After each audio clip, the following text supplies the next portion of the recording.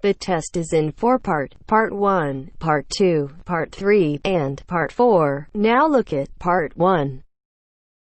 Part 1. You will hear a woman talking on the telephone to a man about a car he is selling. First, you have some time to look at questions 1 to 4.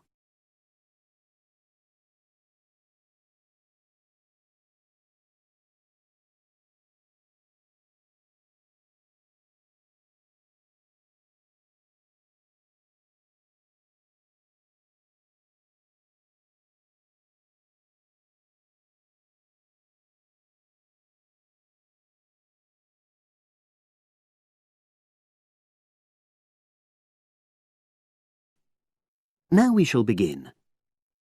You should answer the questions as you listen, because you will not hear the recording a second time. Listen carefully and answer questions 1 to 4.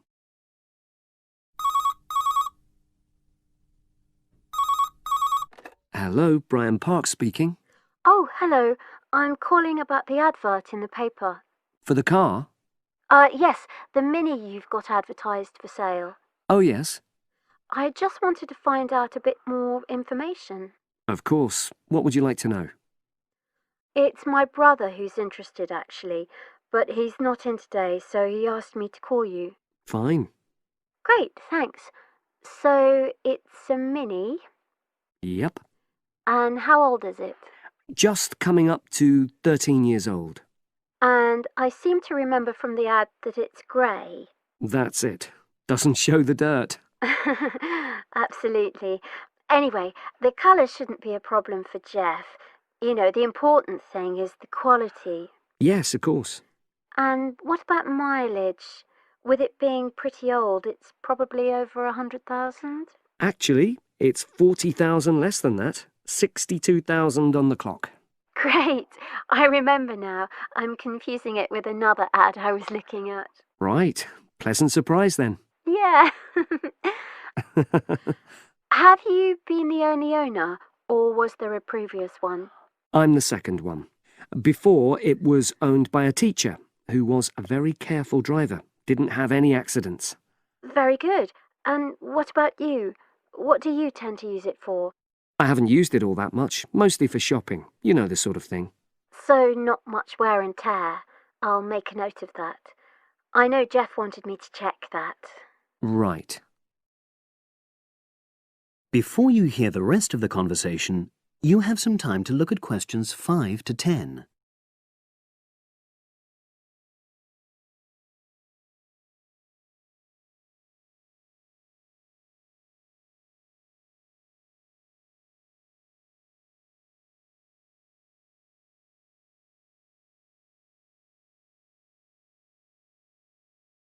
Now listen and answer questions 5 to 10. Now, about the price, I see you've got it down as £1,250. I'm not sure Jeff will be able to come up with that amount. In the ad, I did say 1,250 or nearest offer. So would you be prepared to go down to 1,000? That's really too low, I'm afraid. 1,100? I might be able to go to that. OK, I'll make a note of that. What about tax? Is it due soon? Got another 5 months before it's due. Oh, that's a real plus, yes. I'll make a note of that. OK. Now, you say it's in good condition. For its age, I'd say yes, definitely. It's just been serviced and there were no major problems. Major. I'd be able to show you the service report. The only thing is, you'd have to get a new tyre in the near future. Though it's still okay, you know. It's certainly absolutely safe at the moment. OK, fair enough. Yes, I understand. And the garage also mentioned that one headlight could probably do with replacing. They think there's a fault there, you know, intermittent. Well, we'd obviously look at all the documents, but that sounds very straightforward. Of course. I've got all the service documents up to date and you can look at those. Well, it all sounds pretty good, and I know my brother will be interested, so would it be possible for him to see the car? He's back from his trip tomorrow and away tonight, so How about tomorrow? Tomorrow? Wednesday? I'm afraid that's not possible. I'm out pretty much all day. Well, Thursday then? That'd be fine, yeah. In the morning? Yes, that'd suit me perfectly. Great. Now, you'll need my address. Oh, yes, of course. What is it? It's number 238, 238? London Road. Oh, that's easy enough. Yes, very straightforward. So I'll pass on these notes to Jeff, and he'll see you in a couple. That is the end of part 1. You now have half a minute to check your answers.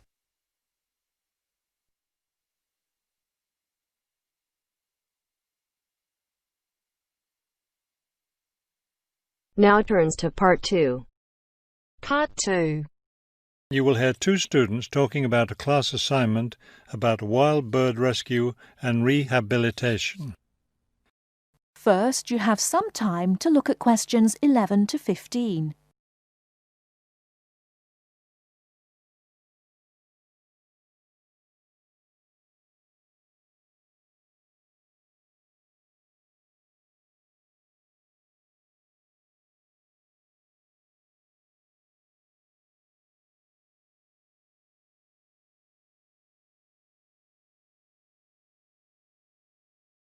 Now, listen carefully and answer questions 11 to 15. Okay, let's go over the requirements and see what we have left to do. Let's see. We have to give the professor a written summary of the information we've gathered on our topic, wild bird rescue and rehabilitation. The other written thing we have to turn in is a case study of the rehabilitation of one bird. We have the information on that already. Right. All we have to do is write it up. What about charts and graphs? Do we need to include something like that? I don't think so. They aren't really relevant, but we do have to turn in a list of the resources we used. Naturally. What about videos? I heard some of the other students were doing that. Well, I guess that must be optional, because I don't see it on the requirements list.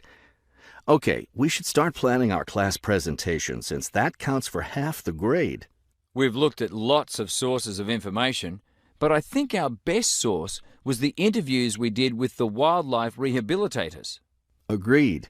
That and the journal articles. I think we have enough information from those two sources for the presentation anyhow.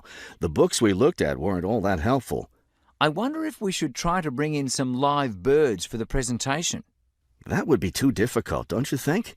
But we have lots of photos of rehabilitated birds. We can show those. Before you hear the rest of the talk, you have some time to look at questions 16 to 20.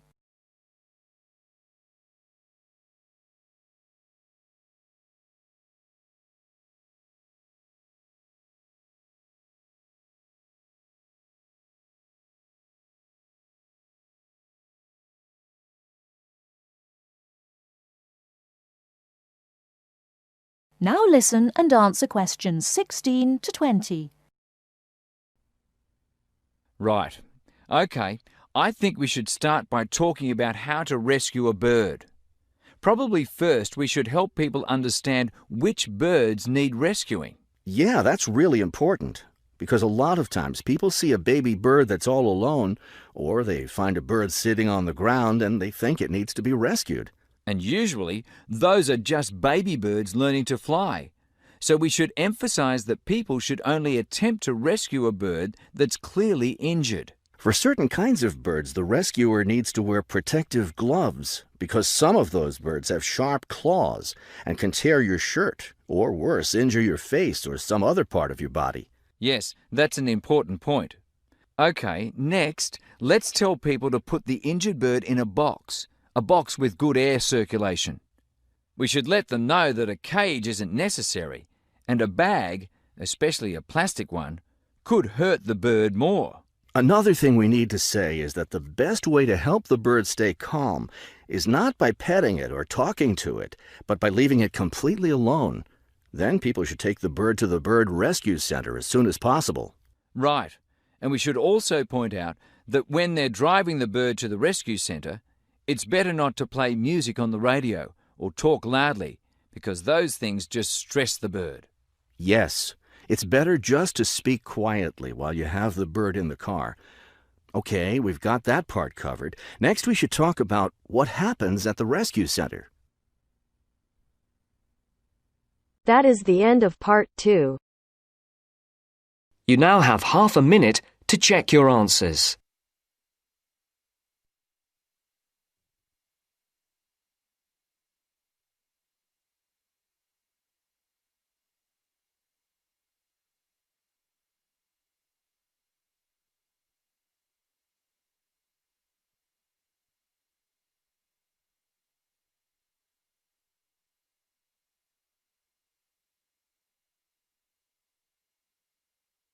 Now turns to part 3.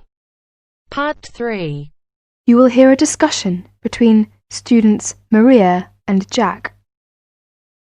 In the first part of the discussion, they're talking about their opinions about some of the things in their universities. First, you have some time to look at questions 21 to 26.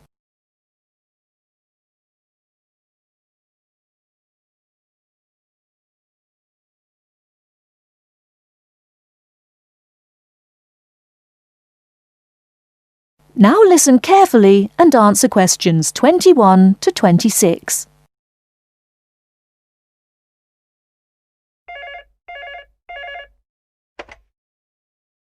Two four one 4331. Good afternoon. May I speak to Jack Robert, please? Speaking, please. Hi, Jack. This is Maria. Hello, Maria. How are you getting on there? Fine. I arrived in Nottingham yesterday. I've just settled down, and I live on the campus of Nottingham University. Oh, that's good. Do you like the campus? Yes, it's beautiful. What do you think of yours? Edinburgh University? It's marvellous. It's on a hill and very close to the sea. I like it very much. It sounds beautiful. Jack, what's the weather like there? Oh, it's fine and sunny. It's said that the weather here is very nice in summer, but awful in winter. What's the weather like in Nottingham? Well, it's a bit depressing. It's been raining since yesterday. I can't go out, so I have to stay in my room. What about your room? Is it a nice one? Yes, it's small and elegant. How about yours? Mine is an ordinary one. It's a twin study room. I share it with one of my classmates. He's intelligent and very friendly. We're getting on quite well. How's your roommate? She's very nice, but a little bit quiet. She likes reading and seldom speaks. By the way, do you like the Scottish food there? Oh, I like it. It's very delicious. Oh, really? I don't like the food here. It's disgusting. It has no taste. I have to cook for myself in my room. Well, Maria, as the saying goes, when in Rome, do as the Romans do. Come on, don't be too choosy. Oh, someone's at the door. I have to answer it, Maria. I'll call you this evening. Bye. Bye. Ellen, a student union officer, is conducting a survey about the university facilities. She is asking 2 students about their opinions. Before you hear the rest of the talk, you have some time to look at questions 27 to 30.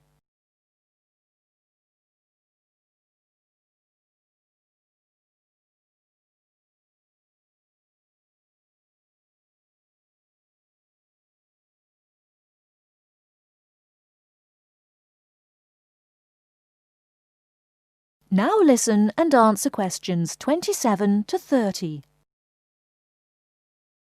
I'm Alan, and I work for the Student Union. Now, I'd like to hear your opinions about a few things in the university. We've asked for some volunteers to help us conduct this survey into how satisfied students are with the university facilities. First of all, let's take the lecture rooms. We could score them, for instance, 1 is excellent, 2 satisfactory, 3 rather poor, and 4 really bad. Robert, you first, please. What do you think about the lecture rooms here? Not so good, I'm afraid. I would score 3. They're too small for one thing. Sometimes we can hardly find a seat. Yes, but that doesn't happen very often. Personally, I think they're all right. They're comfortable, and the acoustics are quite reasonable. It doesn't matter where you sit, you can always hear the lecture. I would give 2 for them. How do you feel about the car parking facilities? Are they adequate? You must be joking! I can never find a car parking space when I need one, and when I finally do, it's a very long walk to the university's teaching building. I'd give it a 4. I'm afraid I also agree. We need more car parks urgently. This is perhaps one of the major shortcomings of this campus. It gets a 4 from me as well. I come to the university 20 minutes early just so I can drive around looking for a parking space. What about the computer centre then? I think it's first class. The software base contains a large selection of learning programs, language games, and word processing facilities. I would give a score of 1. I quite agree with you. It's very modern and also under the supervision of qualified staff who can offer help to us while we work, should we need them. Oh, good. Well, what do you think of the library facilities? Let's say the periodical room first. Well, I've scored that 3. I'm sorry to have to say, but, I think the room has poor lighting, and I'm disappointed about that. I've given it a score of 1. As far as I'm concerned, it's excellent and well stocked. Thank you, Robert and Mary. Now, let's turn to the photocopying facilities. I would give it a score of 2. Personally, I think it's all right and it's very helpful. Huh? I would score 3. I think it's too expensive for photocopying, and there are not enough machines. Sometimes we have to stand in a line. Okay. Now, let's talk about the... That is the end of part 3. You now have half a minute to check your answers. Now turns to part 4. Part 4. You will hear a talk on local businesses at a university business centre.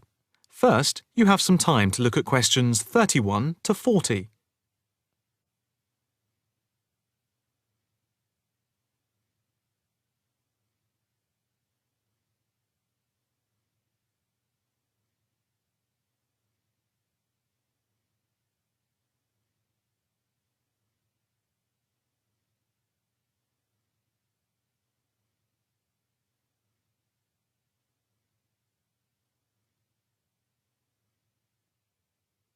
Now listen carefully and answer questions 31 to 40. The subject of this evening's talk at the North Bank Business Centre is local businesses in the area surrounding the university and the benefit they bring to the employment prospects of people in the local area, especially young people at the beginning of their career. We established the centre in response to approaches from several business people in the area who had wanted to start up new businesses but who had not managed to find any help locally and did not know where to turn. Moreover, they had all, without exception, come up against enormous bureaucratic obstacles. We therefore invited them in as a group to meet the members of the department and the students. Stemming from that is the centre, which now focuses mainly but not exclusively on business startups. Just after the centre was set up, snapshot research conducted by the department over the telephone gave some startling results. The information about local businesses revealed that 3 out of every 10 local business startups that we could collect information on had failed within the first 6 months, and another 5 had gone within the year, leaving only 2. The most common reasons given for the business's closing were, first, high rents, which are 33% higher than the national average due to the area being very central. Second, lack of knowledge about grants, basically because of ignorance about how to access them. And thirdly, a lack of business support, because they did not know where to obtain advice from. Since the centre came into existence 3 years ago, we have helped change this climate of failure. The current statistics show a remarkable turnaround in the fortunes of local businesses. And now, after a year, only 2 businesses close out of every 10, compared to 8 before the centre was set up.